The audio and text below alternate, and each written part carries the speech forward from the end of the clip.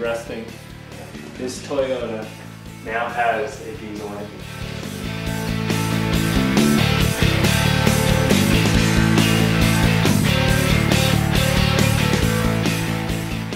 The Toyota has been unburied.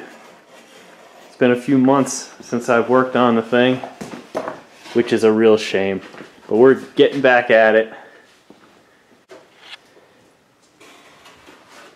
The first thing we have to do is get this transmission cross member buttoned up.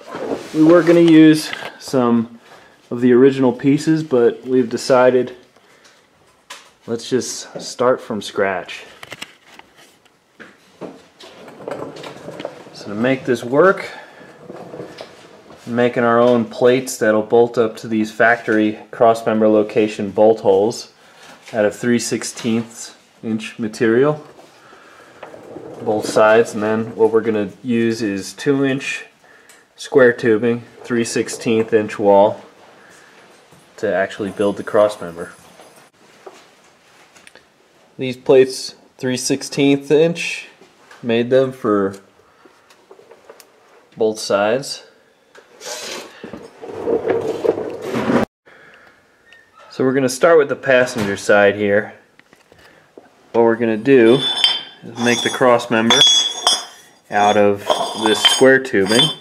Basically how it's going to go, if this is the top of the vehicle here, it's going to drop down and then connect to a middle piece. Now all the while it's dropping down, we actually have to move it at an angle back. This R150F, this 5-speed overdrive, it's longer than the original 4-speed that came out. So the original cross member just went straight across from this side to that side. You can see that brings us right in line with the transmission and not where the transfer case mounts. So we have to move it back, and we have to move it back immediately off this plate, because if we do a straight type angle here, or 90 degree to the frame, we're going to interfere with the front drive shaft. So we have to bring it back at an angle so we can get the drive shaft drop down and the cross member will not interfere. So it's not so much of an angle where we can't use the factory location, so we didn't have to move this mount back on the frame, and I think it's going to be easier for us to just build off the factory mount instead of cutting and welding on the frame. I'd rather not if we don't have to, especially in the middle of the truck. So we'll just angle it back and down and get that second piece in. And just like the engine mounts, what we're doing is basically reverse engineering. So the first thing we're going to do is tack this piece in place. I slash cut the end because we're going to cap it off, and this way it'll just look nicer.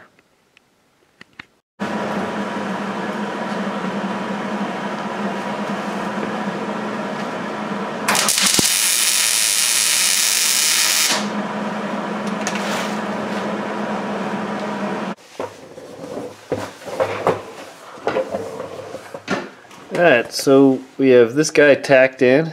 There's our plate. There's the first piece. Bolted up the center section of the cross member because we're going to end up using a lot of it. And we have this guy.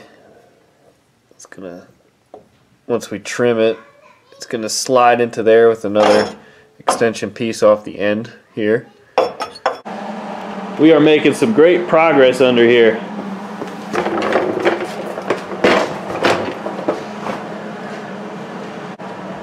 Here's the cross member we are creating. We got square tubing going to the factory cross member center section, back into square tubing up the other side. It's coming out pretty good, and we're gonna weld this thing up solid, take it out and clean it up.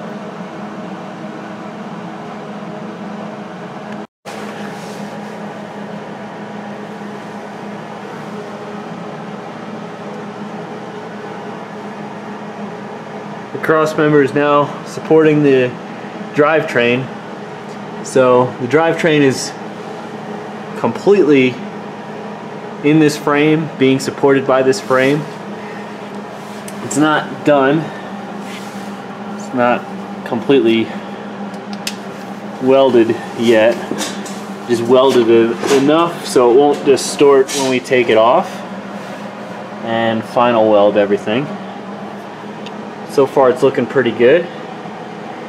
And what we're going to do is we're going to cut and section the original factory crossmember piece so it'll blend into the square tubing and just look nice and sanitary. So we're going to pop this crossmember out now, final weld it all, grind everything smooth, and section all that to blend it into the square tubing.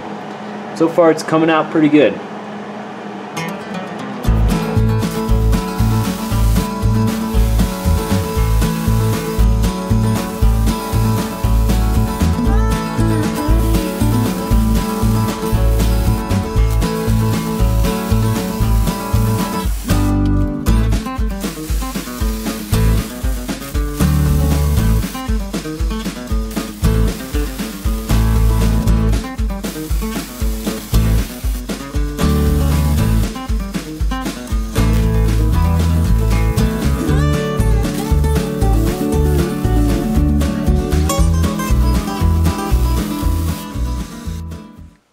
You see here we have 2-inch square tubing going into our original factory crossmember.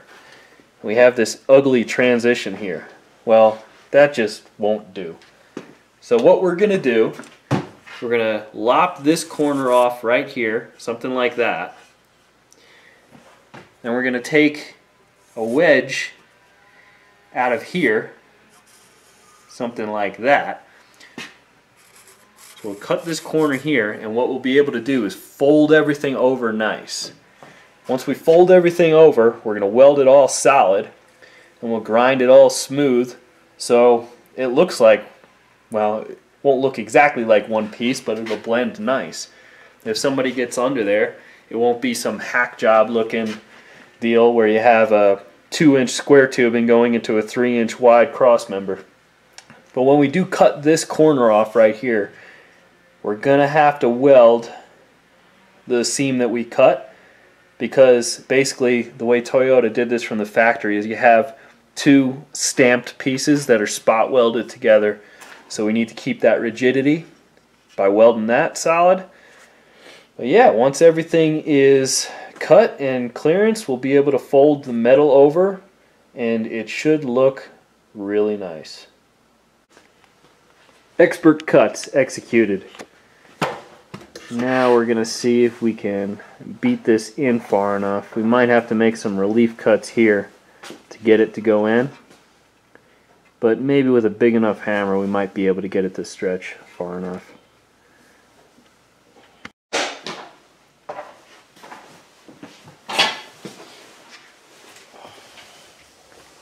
Both sides there are looking pretty sweet. It's coming together good. What we're going to have to do is tack some spots, hammer, tack, hammer, just work our way down to form that shape that we want. And after beating it, you can see how this has split. So we're going to weld this solid from where we started cutting all the way to the square tubing.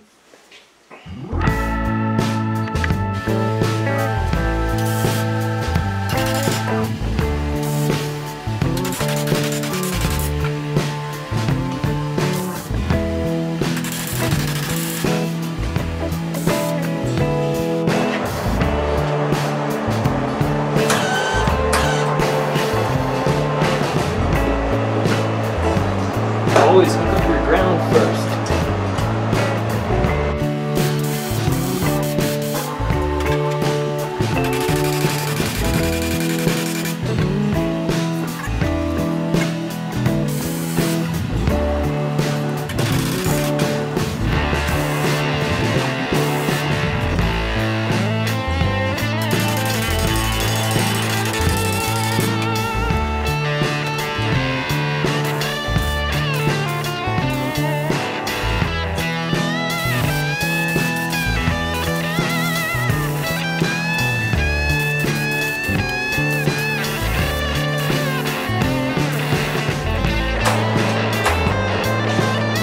Always hook up your ground before you try to weld.